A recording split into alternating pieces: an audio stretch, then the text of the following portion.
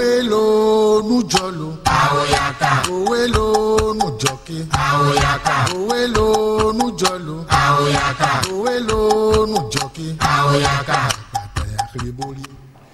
Éducation environnementale, un choix capital. Vous allez rentrer dans le vif du sujet et je vous prie, ne boudez pas votre plaisir. Tout de suite, soyez, ça devient peut-être parfois littéraire. Ce que Poulain prend en jeunesse, il le continue en vieillesse.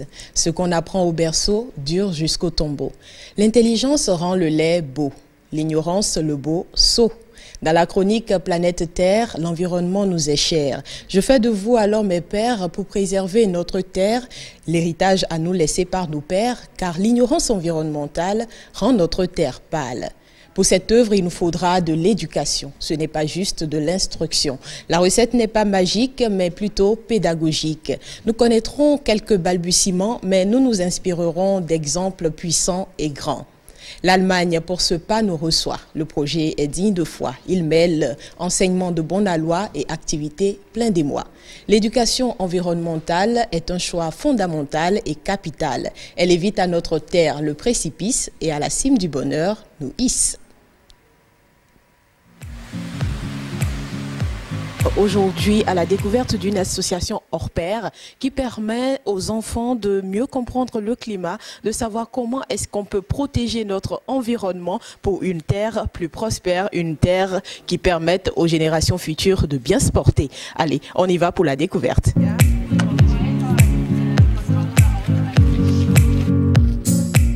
Le concept date de 1997, mais c'est réellement en 1998 que le projet a vu le jour.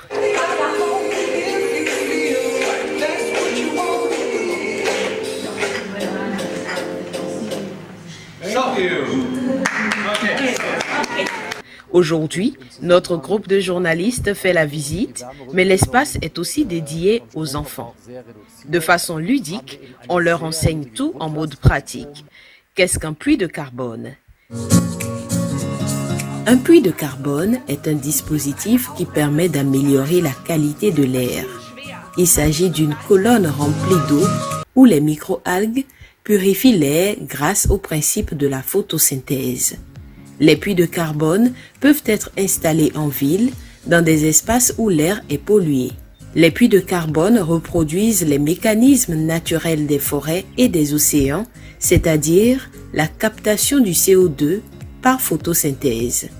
Ils captent alors la pollution atmosphérique et rejettent de l'oxygène. Ce modèle-ci est inspiré des puits en Afrique.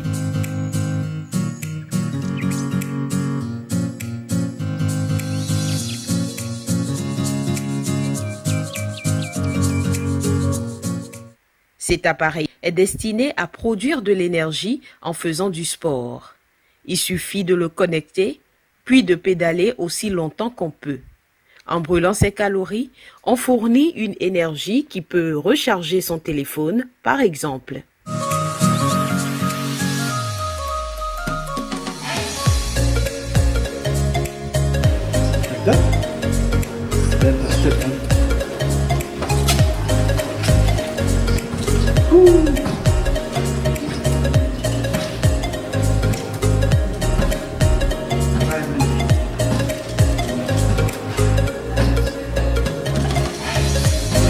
Les parents apprécient beaucoup ce projet et n'hésitent pas d'ailleurs à envoyer leurs enfants ici afin qu'ils apprennent comment être des acteurs de la lutte contre le changement climatique.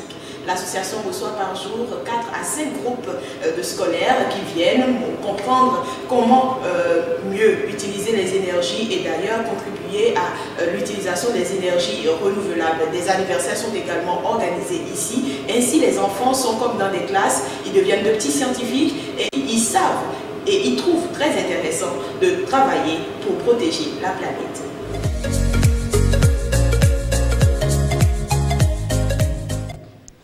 Finalement, l'éducation environnementale, est-ce qu'on doit finalement l'intégrer au programme scolaire formel? Appuyons-nous sur l'exemple de 3 pays africains qui l'ont expérimenté, le Mali, la Tanzanie et la Zambie. Ces programmes mis en œuvre dans des conditions très différentes ont tous amélioré les connaissances et les attitudes concernant des problèmes environnementaux spécifiques et posé les fondements d'un comportement avisé alors que les enfants grandissaient et devenaient adultes. Au Mali, 320 écoles ont adopté un programme d'éducation environnementale conçu dans le cadre d'un programme régional visant la lutte contre la désertification dans 9 pays sahéliens. En Tanzanie, les clubs Roots and Shoots, les clubs de conservation Roots and Shoots ont montré comment est-ce que des activités non formelles peuvent s'intégrer au système scolaire formel et aider, être bénéfiques pour tous et surtout aider les associations de parents d'élèves à accomplir leur mission. La Zambie, quant à elle, a l'un des programmes d'éducation environnementale les plus anciens au monde destinés aux jeunes. Les clubs Tchongololo sont nés dans les années 70 et au départ, la classe visait les dernières années du primaire et dans les années 80, c'est étendu au collège. Il faut dire que les clubs Tchongololo sont un exemple unique de programme d'éducation environnementale reconnu au plan national et qui a su se maintenir dans le temps. Comme vous pouvez le voir, intégrer l'éducation, un programme d'éducation environnementale au système scolaire formel aide à résoudre des problèmes environnementaux cruciaux. Alors, au Bénin, quels sont les efforts qui ont été déjà consentis en la matière ? Comment ne pas évoquer le programme École Nouvelle Unité de Production? Je parie que vous vous en souvenez. On a été à cette école d'ailleurs. Voilà. Le programme École Nouvelle Unité de Production a été le premier réel changement curriculaire au Bénin après l'école coloniale. Ce programme de 1972 à 1990 organise le système scolaire béninois et avait la particularité d'amener les établissements à créer des coopératives scolaires, ce qui permettait aux établissements eux-mêmes de prendre à leur charge une partie des dépenses, mais surtout d'amener les apprenants, tout en étudiant, à avoir un rapport privilégié à la terre. Aujourd'hui, malheureusement, on n'en parle plus, mais des ONG comme BizONG, Tamae, JVE Bénin, Nature Tropicale et bien d'autres font l'effort de rendre sur le terrain un petit peu concret quand même ce qu'on appelle éducation environnementale, pour dire que quand un programme comme Global Learning and Observation to Benefit the Environment amène les établissements à installer des mini-stations météo où les apprenants peuvent mesurer la pluviométrie, les températures minimales, maximales, identifier les nuages dans le ciel et surtout savoir qu'il n'est pas bon de jeter les papiers mouchoirs ni dans la cour de l'école, ni dans ses casiers ou dans la rue. C'est des choses qui restent à vie et font d'eux des écolos et c'est très bien pour la nature. Donc oui, l'éducation environnementale, c'est un choix fondamental et capital. Inès Kwasi, merci beaucoup. Steve. Le week-end prochain, quel sera le thème? L'UEMOA a décrété le mois d'octobre comme étant celui de la consommation locale. Vous en parliez au début de l'émission d'ailleurs. Alors, pour démarrer le mois de novembre, parce qu'il ne faut pas juste s'arrêter au mois d'octobre, nous allons vous parler de la production locale qui porte flanc à cette consommation locale. Samedi prochain, mais déjà, bon week-end. Merci Steve.